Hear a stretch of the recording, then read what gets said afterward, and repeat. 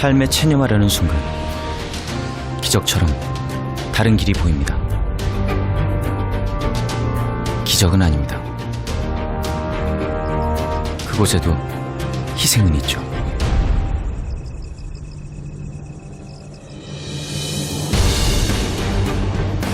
더 큰 희생과 더 작은 희생. 당신은 선택을 합니다.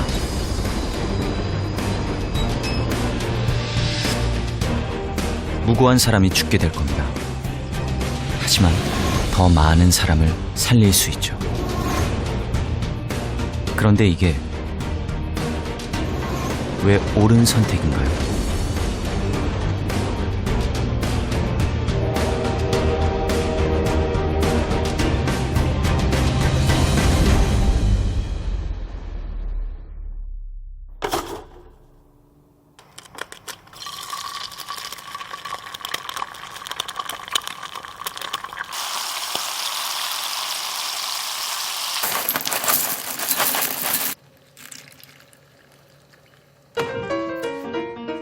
우리의 하루는 선택과 함께 시작됩니다. 아침은 뭘 먹을까? 회사엔 어떤 옷을 입고 갈까?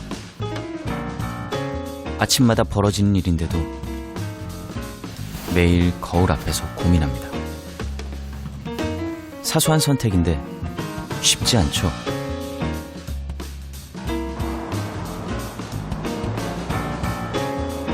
우리는 일상에서 수없이 많은 선택의 순간에 부딪힙니다. 하지만 어려울 건 없습니다. 가장 원하는 걸 고르거나 가장 효율적인 걸 택하면 됩니다. 대부분의 선택은 이렇게 기호와 효율성 사이에서 이루어집니다.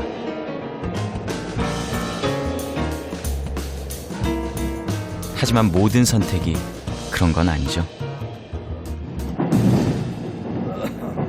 앉아있고 싶습니다. 안 될 것도 없죠.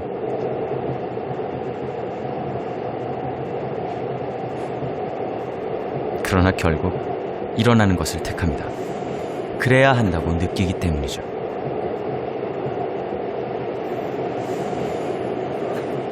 다른 선택들과 뭐가 다른 걸까요?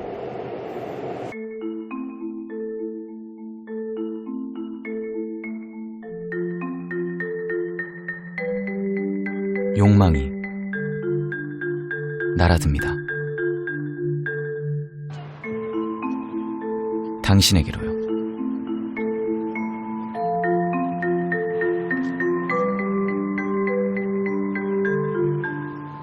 그것은 다른 질문을 던집니다. 무엇이 옳은가?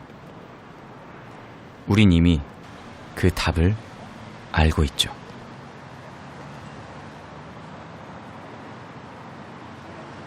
돈을 돌려줘야 합니다. 그게 옳은 선택이죠.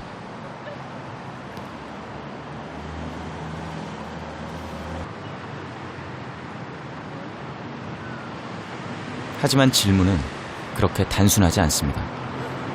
상황이 조금만 바뀌어도 답은 금방 숨어버리죠.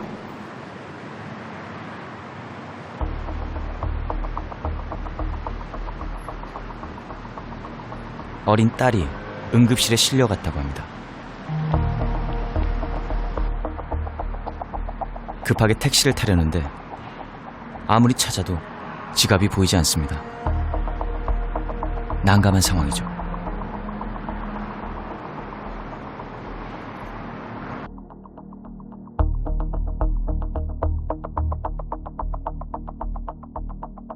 이제 선택은 어려워졌습니다.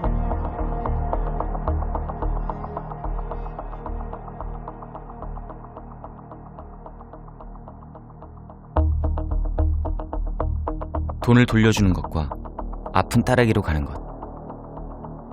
그 사이에서 무엇이 옳은지 답은 선명하게 보이지 않습니다.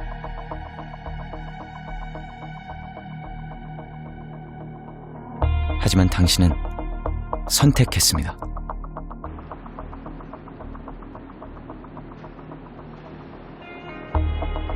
그렇다면 이게 왜 옳은 선택인가요?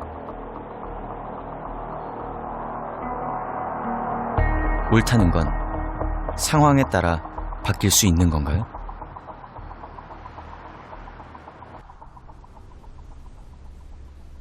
그 역시 고민했을 겁니다. 무엇이 옳은지 말이죠.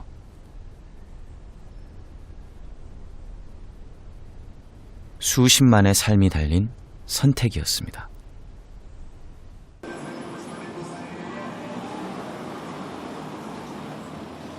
런던 중심지에서 남쪽으로 1시간 정도 차를 달리면 닿게 되는 도시입니다. 교회가 아직 마을의 중심이 되고 거리에는 아이들이 나와 뛰노는 인구 38만의 작은 도시죠.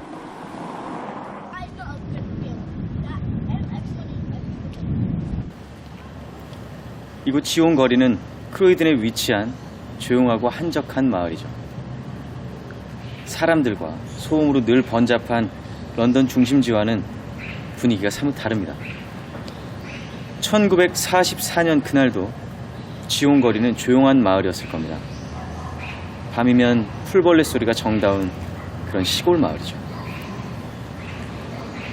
하지만 아늑한 분위기와는 사뭇 달리 당시 마을은 2차 세계대전의 포화 중심에 있었습니다.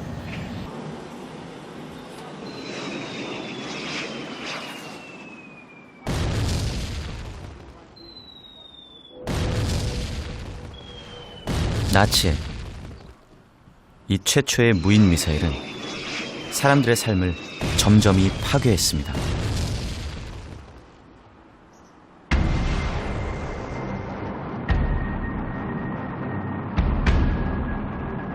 히틀러의 보복 무기, 일명 V1.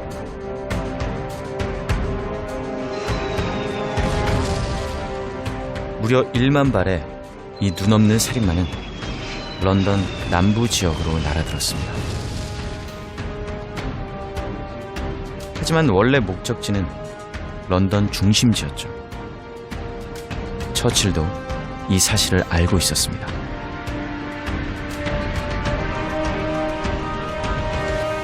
You know where the damage from the V1 is most severe? Here, Croydon, sir. Yes. And because of that, the centre avoided the worst. The Nazis do not know that the V1 is falling there.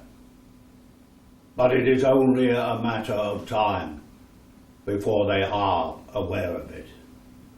And then, can you imagine what will happen? England is over. I will use more intelligence so that the Nazis believe the V1 is falling in the centre, sir. No, Morrison, no. Not the centre. The bombs are falling there, in the north, not central London. 그 말은 V1이 지금보다 더 남쪽으로 조준되게 만들겠다는 뜻입니다. 그럼 미사일도 지금보다 더 남쪽으로 떨어지겠죠. People in the south will die. But fewer people than in central London. But if we do not use intelligence, sir, then people will not In die. wartime, I do not need people to think. I need people to follow my thoughts. Do you understand? Yes, sir. 처칠은 런던 중심지가 함락되면 영국이, 나아가 연합군 전체가 함락된다고 생각했을 겁니다.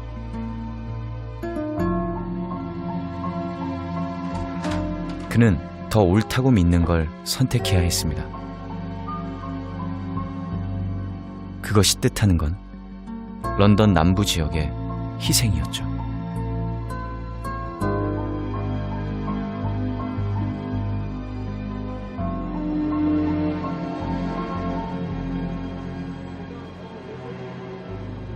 명령은 단호했습니다. 모리슨에겐 그 단호함이 잔인함으로 여겨졌겠죠. 처칠 역시 그 마음을 모르는 것은 아니었습니다. 자신의 선택에 영국민들이 죽게 될 거라는 걸 누구보다 잘 알고 있었으니까요. 어쩌면 처칠은 의심하고 있었을 겁니다. 자신의 선택이 정말 옳은지를 말이죠. 끊임없는 의심과 불확실 속에서 어쩌면 그 역시 기대고 싶은 무언가를 찾았을지도 모릅니다. 자신의 선택에 무게를 덜어줄 확고한 윤리 기준을 말이죠.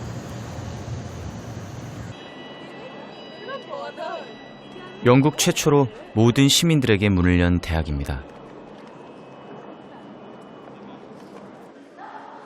지금은 모두가 당연하게 여기는 대학 교육.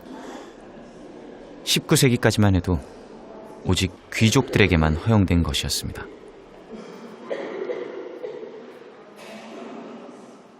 교육의 평등이라는 이상은 180년도 넘은 이 미라에게서 나왔죠. 자신의 사체도 기증할 만큼 확고한 철학적 신념을 가진 개혁가이기도 했습니다.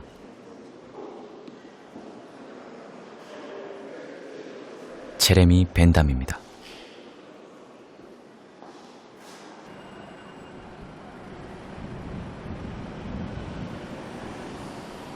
전 유럽을 통틀어 가장 큰 법원입니다. 영국 왕립재판소입니다. 행동의 옳고 그름을 판단하기 위해 마지막으로 찾는 곳이 바로 법원이죠. 법원에선 무엇이 잘못됐는지를 말해줍니다. 판사와 검사, 변호사가 법을 근거로 행위의 옳고 그름을 판단하죠. 우리의 경우엔 그 판단이 보다 선명합니다. 죄가 되는 행위가 법에 명시되어 있기 때문입니다. 하지만 영국의 법은 우리의 법과는 달랐습니다. 우린 법 조항에 근거한 성문법을 따르지만 영국은 보통법을 따르죠. 판례와 관습에 근거한 법입니다. 18세기에도 영국은 이 보통법의 지배를 받았습니다. 하지만 당시 법원의 분위기는 지금과 완전히 달랐습니다. I was just leaving the dump and you walked into a gentleman walking past that place at that time. 벤담의 시절 Is this correct? 영국의 법은 죄를 판단하는 합리적인 기준이 없었습니다. 그래서 법조인들은 재판을 원하는 대로 끌고 갈 수 있었죠.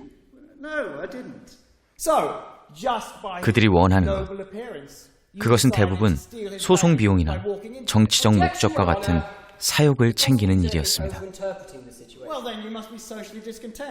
법은 불편보다는 해악을 택한다 라는 말이 칭송받던 시절이었습니다. 누구도 공공의 이익, 즉 공리엔 관심이 없었죠. 공리의 원칙은 위험한 원칙이다. 어떤 경우에는 그것을 염두에 두는 것조차 위험하다. 당시 대법관 알렉산더 웨더번이 한 말입니다. 그 시절 영국의 법은 무엇이 잘못된 행동인지 말해주지 않았습니다. 처벌할 때나 사용됐죠. 보통 사람들은 알아들을 수 없는 말로 재판을 진행하면서 말이죠.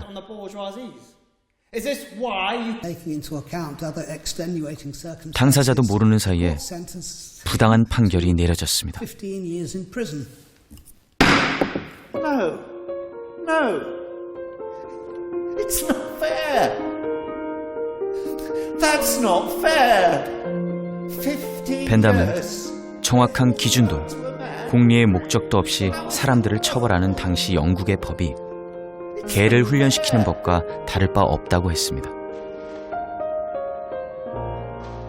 벤담이 공리주의를 제창하던 시절 때 영국은 전통적인 거, 관습적인 거, 이것이 가장 중요하다고 생각했습니다. 우리가 왜 그런 식으로 행동해야 되느냐? 쭉 그래 왔으니까 해야 된다.